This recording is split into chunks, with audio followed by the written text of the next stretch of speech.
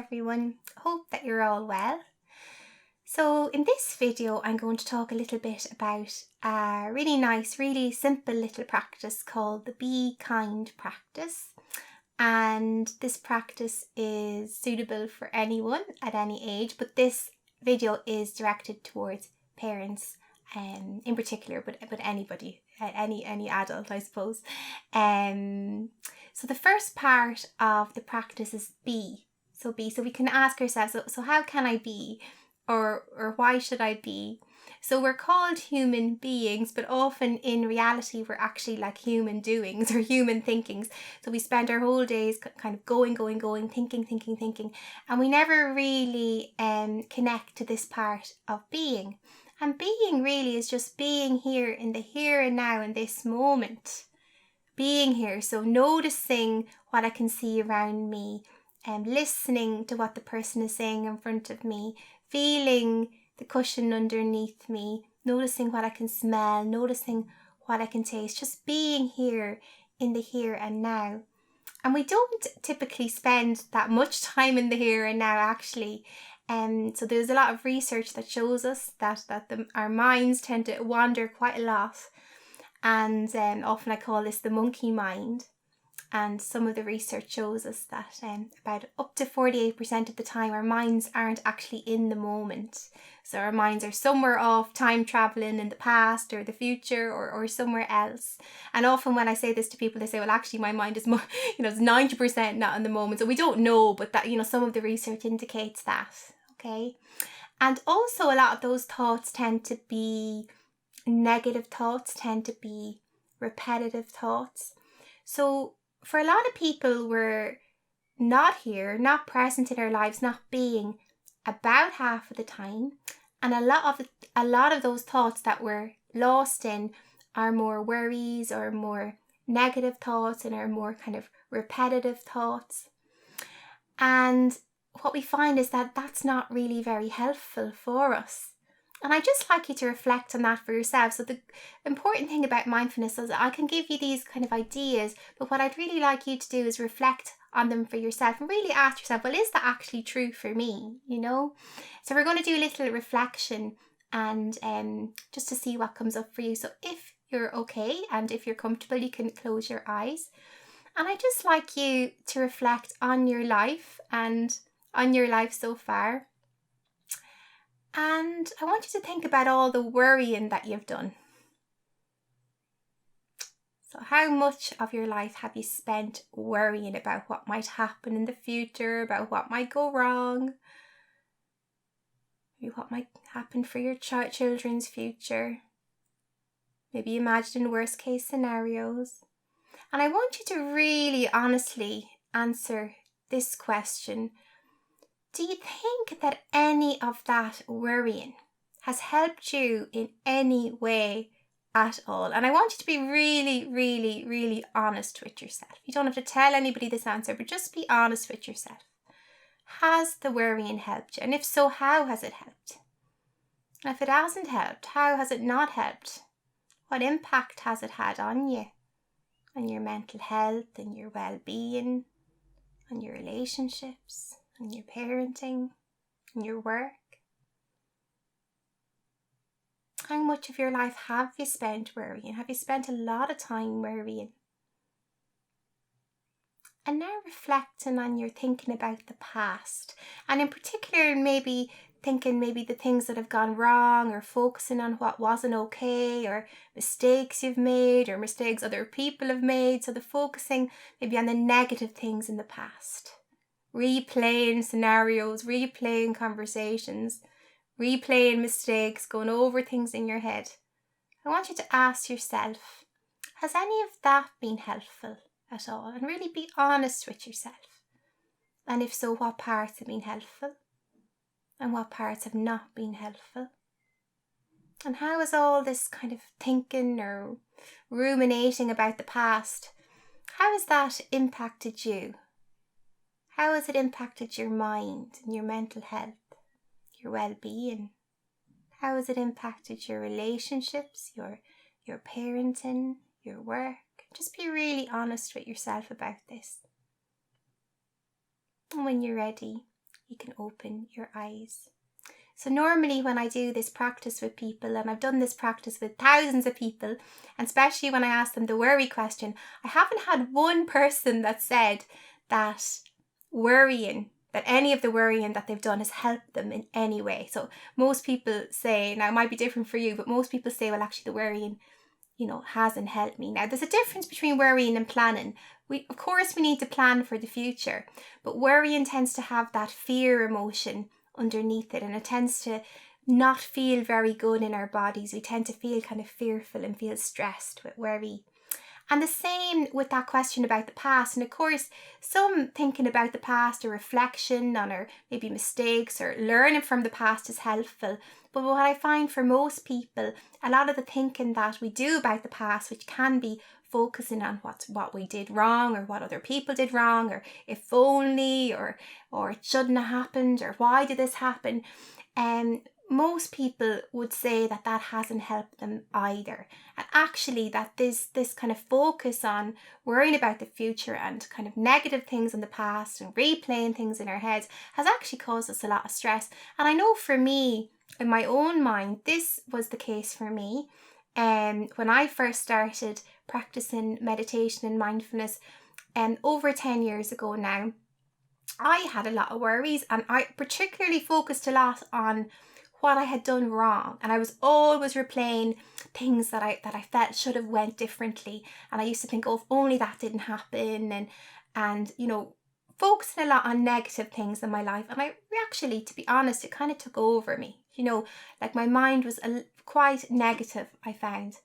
And when I started practicing mindfulness, I started realizing that I had some freedom, that I didn't have to believe all those thoughts, and actually that the past was actually over, and that I can't change the past.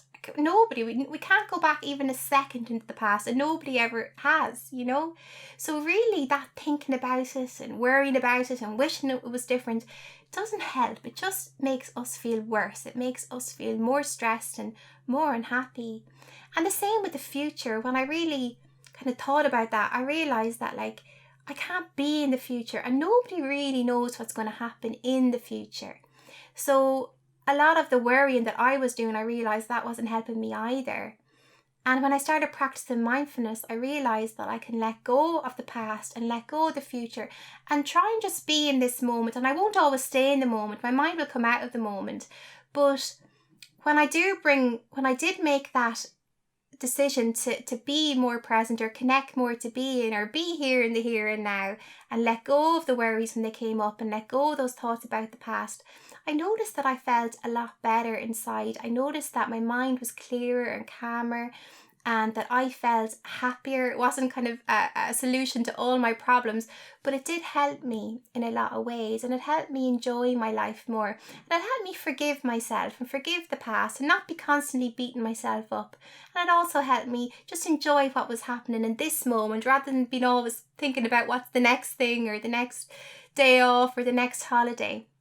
So when we practice this being part of the Be Kind practice, it helps us do that. It helps us bring our mind into the moment. And we can do this two ways. We can do it informally and formally. So formally, I'm going to show you with a really short little breathing meditation. And then I'm going to show you how to do it in an informal way as well. So one way to bring our mind into the moment, or to be, is to notice our breath, is to notice our breathing, because once we're alive, we're breathing. And when we notice our breathing, we're not in the past and we're not in the future, we're in the here and now. Now, when we begin to notice our breathing, our breath won't stay in the here and now. You can be sure your mind is going to jump, maybe 2 seconds afterwards, after noticing your breath, and it'll jump maybe into the past, or what you're going to do tomorrow, or what you're going to do later on, and that's fine. But all I want you to do is just notice that, and then bring your mind back to the breath. So your breath is like an anchor. It brings you into this moment. It brings you into the here and the now. Okay, and it's something to take the focus away from the thought. It's not trying to stop the thought. The thoughts will come. It's the nature of our mind to think, the same way as it's the nature of our heart to beat, and the nature of our lungs to breathe. But what we can do is we can choose to actually relate to our thoughts differently. So we can notice when the thoughts come up, let them go, and we let them go by bringing our focus back to the here and now. Okay, so let's give that a go. So if you're comfortable, you can close your eyes and just relax and just bring in your attention to your breath and just noticing your breathing. So just noticing what it feels like to breathe. You don't need to change your breath at all. You don't need to make it any slower or any deeper. Just notice and feel what it's like to breathe right now in this moment. What does the breath feel like in your belly, around your nose and your mouth? And also notice when you're thinking again, and that's okay if you are. You just notice that and bring your mind back to your breath. And just let it rest there with your breath for a few moments. Just being with your breathing. You're breathing in, you're breathing out.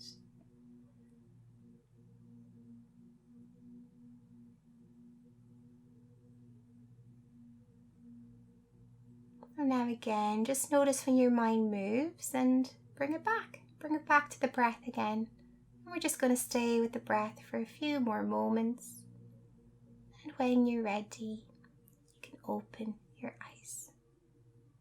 So that's a really, really simple little breathing practice. It doesn't have to take long. You can do a minute of it. You can do 5 minutes of it. And there's lots of different meditations you can listen to online to help you. But we actually don't even have to do the closing our eyes meditation part to bring our mind into the moment or to connect to being. We can notice what's happening around us. So that's just through our senses. So even just asking ourselves, what can I see around me right now? What can I touch? What can I smell? What can I taste? What can I hear? And anytime we notice, and we might be going throughout our day, we might be cooking, going for a walk, we might be, minding the kids, whatever it is we're doing, and all of a sudden we catch our monkey mind worrying. So we're worrying about maybe something, we're worrying about the kids going back to school, or we're going over a conversation we had yesterday. Remember that we have a choice. We can choose to let that thought go and choose to come back to the moment, and we can do that just by taking a breath. A good one is to say, here as you breathe in, now as you breathe out, and just notice, what can I see around me right now? Feeling the ground underneath you, noticing the feeling in your hands, and what can you hear? Is there anything you can smell? Is there a taste in your mouth? What can you touch? And that'll bring you back into the moment. So that connects you to that being part. So the other part of the practice is kind. So the kindness part.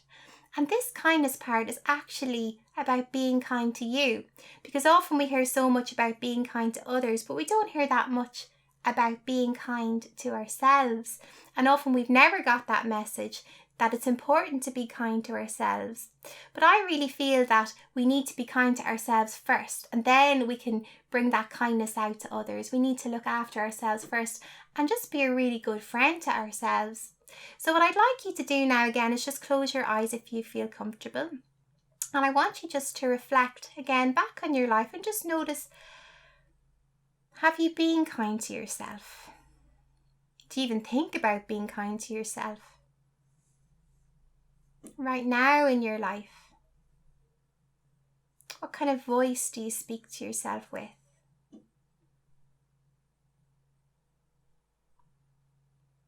Do you compare yourself to others? Do you put yourself down? Feeling like that you're not enough or you should be better?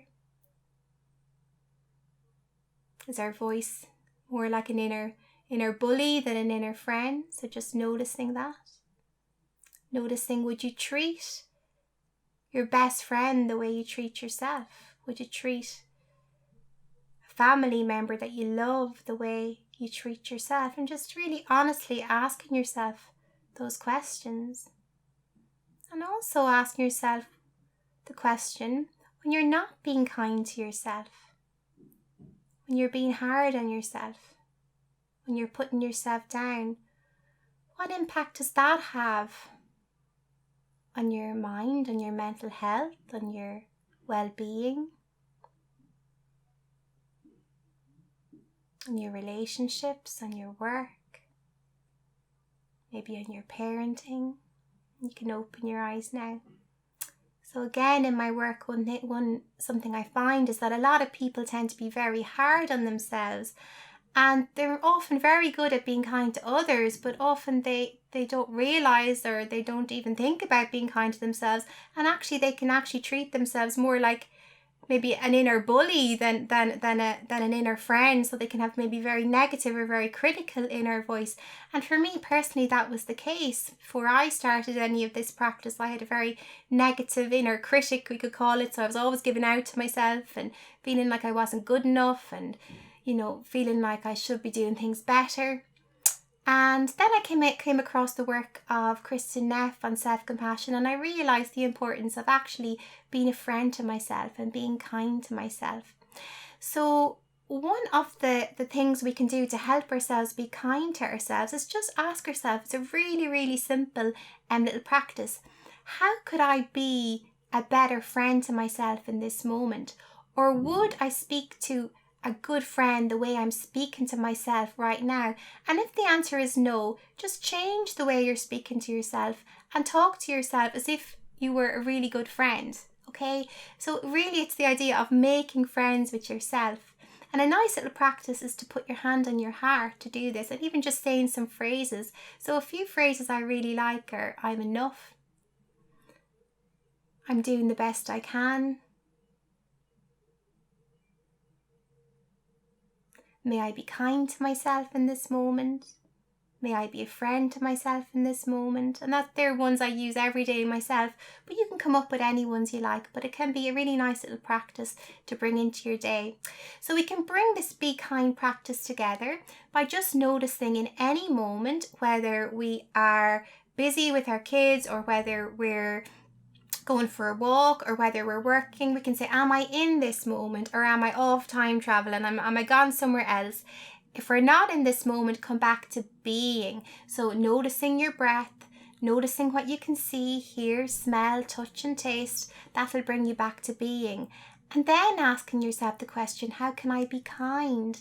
So again, saying, am I being a friend to myself right now? Am I pushing myself right now? Do I need to take a break? How am I speaking to myself right now? Am I putting myself down? Would I speak to a friend the way I'm speaking to myself right now?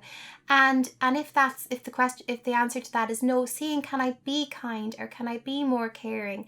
And it might seem strange, but as you do it, it becomes much, much easier and much, much more natural. And soon, again, this be kind practice becomes a way of being. It becomes something that we can bring in to our lives. And the more we cultivate it, the more we can embody the be kind practice. So I have little cards for teenagers called Calm cards, and this is one of the cards, the be kind. So sometimes having little reminders to help us to remember the be kind practice can be helpful. So what I often do is I have little hearts, so I carry around little wooden hearts with me to help me remind me, or even I have a little magnet, so you can draw on the magnet, and you can write on the magnet, be kind to yourself, and maybe put it on the fridge, or these little wooden hearts that you can hang up. So sometimes having these little reminders can be helpful.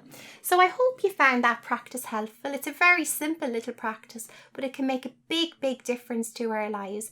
And just remembering in any moment that we always have the choice to be and to be kind. So I hope that was helpful, and you can have a look at some of my other videos and meditations if you'd like some more ideas around bringing mindfulness into your life and your children's life. Okay, thank you. Bye for now.